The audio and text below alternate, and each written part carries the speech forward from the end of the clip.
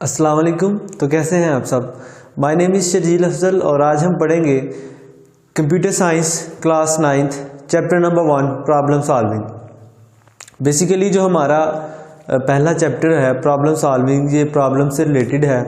तो इस चैप्टर में जो लेक्चर हैं हमारे, हम ज़्यादातर जो हमारी प्रॉब्लम है, एग्जांपल्स हैं, इसी से रिलेट करेंगे ताकि हमारे पास जब भी कोई भी किसी भी किस्म की प्रॉब्लम आ जाए तो उसको किस तरह हम सॉल्व कर सकते हैं अच्छी तरह समझ सके।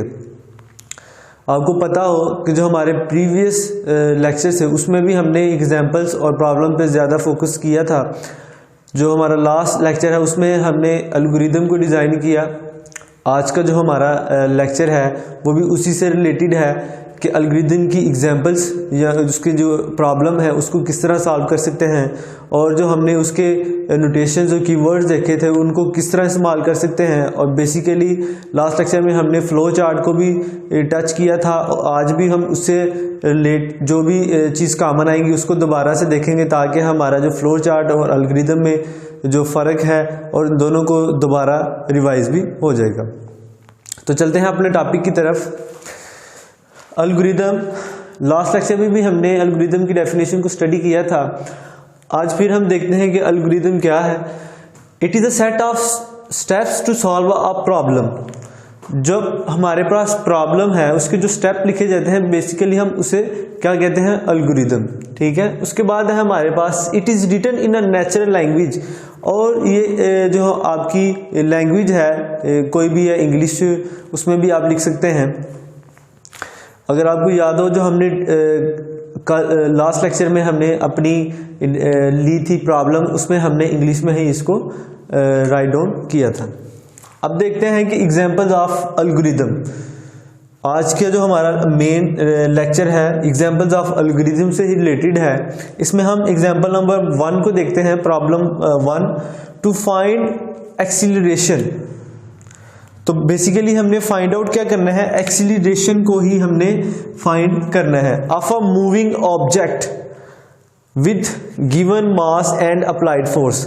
यहाँ दूसरी जो बात है हमारे पास नोट करने वाली, मास और फोर्स जो हमें वो क्या है उसने गिवन दिया हुआ है। तो आपको मैंने पहले भी अपने लेक्चर्स में बताया है कि जब भी हमारे पास कोई प्रॉब्लम आए तो सबसे पहले उसे अच्छी तरह से अंडरस्टैंड कर लेना चाहिए ताकि हमें प्रॉब्लम सॉल्व करते वक्त उसके लिए कोई मुश्किल पेश ना आए। देन देखते हैं कि एल्गोरिदम का जो पहला स्टेप है उसमें हम क्या करते हैं, स्टार्ट। फ्लो चार्ट में भी हम स्टार्ट करते हैं, लेकिन उसके लिए हमें क्या उसकी जो पिक्टोरियल डिज़ाइन है उसको लेना पड़ता है, और उसके बाद इसके अंदर हम राइट डाउन करते हैं कि ये जो हमारे पास सिंबल है ये बेसिकली स्टार्ट का सिंबल है। ठीक है। लेकिन हम एल्गोरिदम में सिंपल ही राइट डाउन लिख सकते हैं। देन दूसरा स्टेप क्या है, इनपुट नंबर्स। अब कोई भी प्रॉब्लम है उसकी कोई ना कोई इनपुट लाजमी होगी। जो हमारे पास ऊपर एग्जांपल मैंने पहले ही आपको बता दिया है कि जो हमारे पास गिवन है वो क्या है, मास और फोर्स है। तो हमारे पास इनपुट नंबर्स के आ जाएंगे, मास और फोर्स। ठीक है। फ्लो चार्ट में भी हमारे पास दूसरा स्टेप इनपुट का ही था। अब स्टेप नंबर 3 देखते हैं, set acceleration to force over mass. अगर आपको याद हो जो हमारे पास फ्लो चार्ट है उसमें हम प्रोसेस को लेते हैं, तो इसमें भी जो हमारे पास सेट है ये प्रोसेस से ही रिलेटेड है। इसमें भी हम मैथमेटिकली फॉर्म करते हैं, इसका फार्मूला पुट करते हैं और उसको जो भी इसका प्रोसीजर होता है किसी भी प्रॉब्लम को उसको सॉल्व करते हैं। देन हमारे पास जो स्टेप 4 है, आउट एक्सीलरेशन। जाहिर सी बात है उसने हमें ऊपर बता दिया है कि हमने फाइंड आउट क्या करना है, तो उसमें हम एक्सीलरेशन को फाइंड आउट करना है। उसमें हमने इनपुट ली, तो कोई भी प्रॉब्लम है उसको सॉल्व करें जब, तो उसकी कोई ना कोई हमारे पास इनपुट तो लाजमी आनी है। देन हमारे पास जो इसको सॉल्व करने के बाद एक्सीलरेशन आएगी वो आउटपुट में लिखेंगे। उसके बाद हमारे पास एंड आ जाएगा। ये थी हमारी पहली एग्जांपल। अब हम नेक्स्ट बोर्ड पे देखते हैं कि इससे रिलेटेड, एल्गोरिदम से रिलेटेड हमारे पास और कौन कौन सी एग्जांपल्स हैं। लास्ट बोर्ड पे हमने देखा जो हमारे पास एल्गोरिदम की डेफिनेशन थी और उसकी एक छोटी सी प्रॉब्लम को देखा। नेक्स्ट हम उसी से रिलेटेड दो हमारे पास प्रॉब्लम है इस बोर्ड पे, हम उनको डिस्कस कर लेते हैं। First one is to find the sum product and average of 5 given numbers. ये प्रॉब्लम हमने फ्लो चार्ट में भी डिस्कस की थी, इसी तरह से रिलेटेड यही कि हमने सम किस तरह फाइंड आउट करना है, उसका प्रोडक्ट किस तरह फाइंड आउट करते हैं और एवरेज किस तरह फाइंड आउट करते हैं। जो हमारे पास फ्लो चार्ट है उसमें हमने पिक्टोरियल जो हमारे पास डिज़ाइन है उससे उसको सॉल्व कर लिया था, लेकिन हम स्टेप से किस तरह इसको सॉल्व करेंगे देखते हैं। कहते हैं कि ये तो बताने बनता ही नहीं अब, क्योंकि ये हमारे पास मेन चीज़ ही यही है फ्लो चार्ट में भी और एल्गोरिथम में भी, कि जब भी हमने कोई प्रॉब्लम को स्टार्ट करना है, सॉल्व करना है, तो उसके लिए हमें जो पहला कीवर्ड है हमारा एल्गोरिथम में वो स्टार्ट है, देन हमारे पास इनपुट होती है। ठीक है, बस ये आपने जहन में रखना है कि जब हम फ्लो चार्ट की जो हमारे पास आती है प्रॉब्लम, तो उसमें हम उसको पिक्टोरियल डिज़ाइन लेते हैं। देन अगर हमारे पास एल्गोरिथम में आती है तो हम सिंपल कीवर्ड्स में उसको डिज़ाइन करते हैं।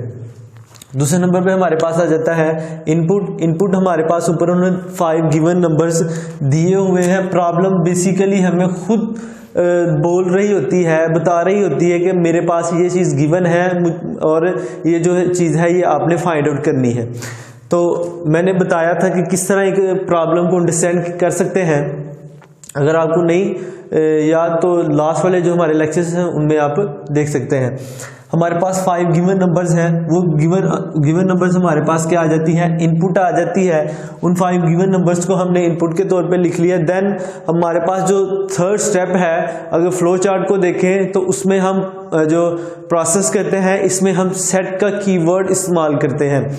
कीवर्ड इस्तेमाल करने के बाद हमने सबसे पहले क्या करना था, सम फाइंड आउट करना था। तो सम को फाइंड आउट करने के लिए हमने पांचों नंबर्स को प्लस कर लिया। देन हमें प्रोडक्ट को फाइंड आउट करना था, उसको हमने लिख लिया। देन हमारे पास जो थर्ड वन था प्रोडक्ट भी हो गया। उसके बाद हमने एवरेज को देखना था। एवरेज को किस तरह फाइंड आउट करते हैं, सबसे पहले जो हमने फर्स्ट टाइप किया था प्लस का, और उनको लेके 5 के साथ डिवाइड कर देंगे तो हमारे पास एवरेज आ जाएगी। देन जो हमारे पास थर्ड, फोर्थ और फिफ्थ वाला स्टेप है, इसमें हमने सिर्फ और सिर्फ सेट का प्रोसेस किया है, यानी इसको मैथमेटिकली देखा है। तो आपने ये जहन में रखना है कि जब हमारे पास तीनों चीज़ें पूछी जाएं तो हमने तीनों में सेट का कीवर्ड लाजमी इस्तेमाल करना है। क्यों, ये मैथमेटिकली है और इसको हम प्रोसेस कर रहे हैं। अगर फ्लो चार्ट को देखें आसानी के लिए मैंने ये वर्ड आपके लिए इस्तेमाल किया है। देन हमारे पास जो आगे 6 वाला स्टेप आता है उसमें हमने आउटपुट देखी, सम आ गया हमारे पास, उसके बाद प्रोडक्ट आ गई हमारे पास, उसके बाद हमने एवरेज को भी निकाल लिया। ये जो हमारे पास आप देख रहे हैं ये सारा कुछ इसी से रिलेटेड है। देन एंडिंग पॉइंट आ जाएगा लास्ट पे। जाहिर सी बात है जब हम स्टार्ट करें किसी भी चीज़ को तो वो एंड लाजमी होती है। उसके बाद हम देखते हैं कि जो हमारे पास प्रॉब्लम नंबर 3 है वो क्या है। प्रॉब्लम नंबर 3 है हमारे पास to find the area of parallelogram. ये चीज़ आपको समझने वाली है। यहाँ इसने हमें कोई चीज़ नहीं बताई कि ये नंबर्स हैं या ये चीज़ आपने फाइंड आउट करनी है, बस उसने बताया कि एरिया पैरेललोग्राम। तो हमारे पास पैरेललोग्राम तो कुछ भी नहीं उसने दिया हुआ।